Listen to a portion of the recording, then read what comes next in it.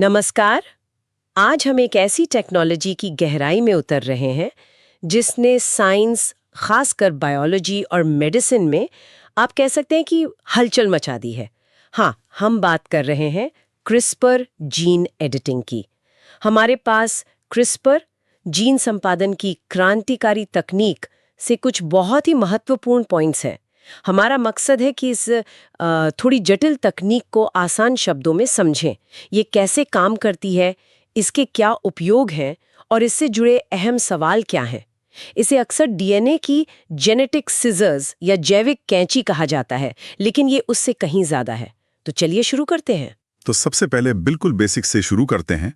ये क्रिस्पर आखिर है क्या चीज, एकदम सरल शब्दों में। क्रिस्पर, इसका पूरा नाम तो काफी लंबा है, clustered regularly interspaced short palindromic repeats. पर आसान भाषा में कहें तो ये असल में एक ऐसा सिस्टम है जिससे साइंटिस्ट डीएनए कोड में, मतलब जेनेटिक कोड में, बहुत ही सटीक तरीके से बदलाव कर सकते हैं। अच्छा। जैसे किसी वर्ड डॉक्यूमेंट में कोई स्पेलिंग मिस्टेक ठीक करना, कुछ वैसा। हाँ हाँ बिल्कुल। आप इसे एक तरह का biological find and replace tool समझ सकते हैं, लेकिन ये डीएनए के लेवल पर काम करता है। फाइंड एंड रिप्लेस, ये तो सुनने में काफी सीधा लगता है, पर ये जैविक स्तर पर होता कैसे है? मेरा मतलब है, ये कैंची काम कैसे करती है असल में? हाँ, तो इसके दो मुख्य कंपोनेंट्स हैं, कह सकते हैं दो खिलाड़ी हैं। एक है गाइड आरएनए या जीआरएनए। इसका काम है डीएनए के उस खास हिस्से को पहचानना जिसे हमें बदलना है। ये बिल्कुल एक गाइड की तरह काम करता है। Okay, guide RNA. और दूसरा? दूसरा है Cas9 एंजाइम। Cas9 एक प्रोटीन है और यही है वो कैंची जो डीएनए को काटती है। तो गाइड आरएनए लक्ष्य को ढूंढता है और Cas9 फिर ठीक उसी जगह पर डीएनए को कट कर देता है। अच्छा, तो जीआरएनए ने रास्ता दिखाया और Cas9 ने वहां जाकर कट लगा दिया, और फिर कटने के बाद क्या होता है? कटने के बाद कोशिका का अपना एक नेचुरल रिपेयर मैकेनिज्म, मतलब मरम्मत का सिस्टम एक्टिवेट हो जाता है। साइंटिस्ट इसी मौके का फायदा उठाते हैं। कैसे? वो या तो उस कटे हुए हिस्से को ऐसी जुड़ने दे सकते हैं जिससे वो जीन अक्सर निष्क्रिय हो जाता है, या फिर वो उस जगह पर एक नया सही डीएनए का टुकड़ा डाल सकते हैं जिसे सेल का रिपेयर सिस्टम वहां जोड़ देता है। ओह, तो मतलब पुराना हटाकर नया लगाना या पुराने को बंद कर देना, यहीं पर एडिटिंग होती है? बिल्कुल, यहीं पर वो जेनेटिक एडिटिंग पूरी होती है। ये प्रक्रिया तो वाकई कमाल की है। अब बात करते हैं इसके असर की। इसका इस्तेमाल कहाँ-कहाँ हो रहा है? क्या ये सिर्फ बीमारियों के इलाज तक सीमित है? नहीं, इसका दायरा बहुत बड़ा है। बीमारियों का इलाज, हाँ, वो सबसे ज्यादा चर्चा में है। खासकर जेनेटिक बीमारियां जैसे सिकल सेल एनीमिया या सिस्टिक फाइब्रोसिस, इनकी इलाज की एक नई उम्मीद जगी है। और कैंसर या एचआईवी जैसी बीमारियों में? हाँ, उनमें भी। कैंसर थेरेपी को बेहतर बनाने या एचआईवी वायरस को शरीर से निकालने जैसे मुश्किल कामों में भी क्रिस्पर से नई संभावनाएं दिख रही हैं। लेकिन इसका असर इससे कहीं आगे है। जैसे एग्रीकल्चर में, कृषि में ऐसी फसलें बनाने की कोशिश हो रही हैं जो ज्यादा पैदावार दें, सूखे या कीड़ों का बेहतर मुकाबला कर सकें। इससे खाद्य सुरक्षा में मदद मिल सकती है। हाँ, ये तो बहुत महत्वपूर्ण बात है। और रिसर्च में वैज्ञानिक इसे कैसे इस्तेमाल कर रहे हैं? रिसर्च में तो इसने जैसे क्रांति ला दी है।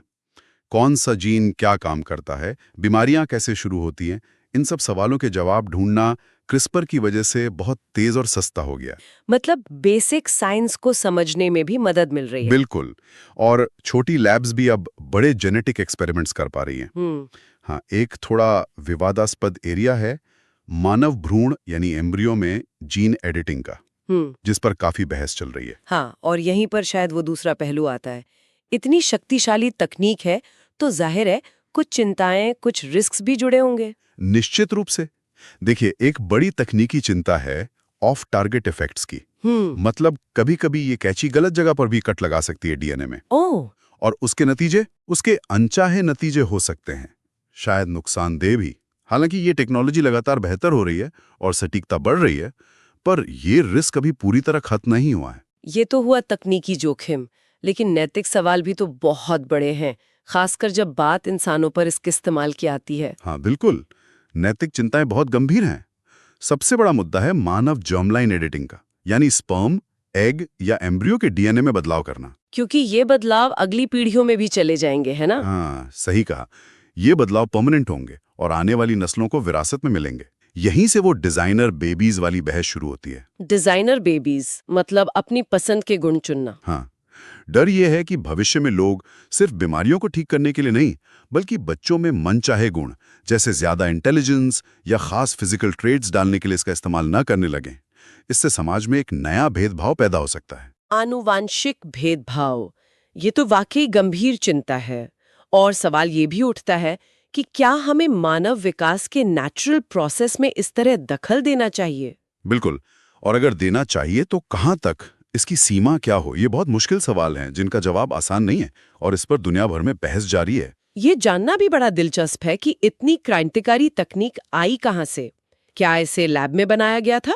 नहीं, ये प्रकृति की ही देन है, जो अक्सर होता है साइंस में।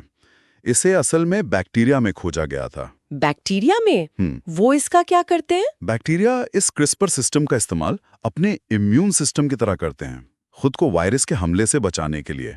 जब कोई वायरस उन पर हमला करता है तो वो उसके डीएनए का एक छोटा सा हिस्सा अपने डीएनए में स्टोर कर लेते हैं, एक मेमोरी की तरह। हाँ बिल्कुल, ताकि अगली बार जब वैसा ही वायरस आए तो क्रिस्पर सिस्टम उसे पहचान कर Cas9 एंजाइम की मदद से उसके डीएनए को काट दे और इन्फेक्शन रोक दे। अलवा, तो ये बैक्टीरिया का डिफेंस मैकेनिज्म था जिसे इंसानों ने जीन एडिटिंग के लिए अडेप्ट कर लिया। एग्जैक्टली। और इसी खोज और डेवलपमेंट के लिए जेनिफर डूडना और इमैनुअल शार्पेंटियर को 2020 में केमिस्ट्री का नोबेल पुरस्कार भी मिला। तो अगर हम आज की चर्चा को समेटें तो क्रिस्पर एक बेहद शक्तिशाली, मतलब एक जबरदस्त टूल है।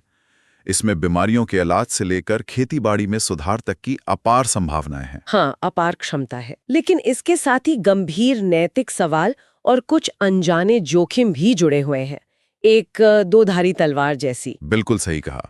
यह तकनीक जितनी तेजी से आगे बढ़ रही है, उतनी ही तेजी से हमें इसके सामाजिक, नैतिक और कानूनी पहलुओं पर सोचने और नियम बनाने की जरूरत है। सही बात है। और ये हमें सोचने पर मजबूर करता है कि भविष्य में हम इस ताकत का इस्तेमाल कैसे करेंगे।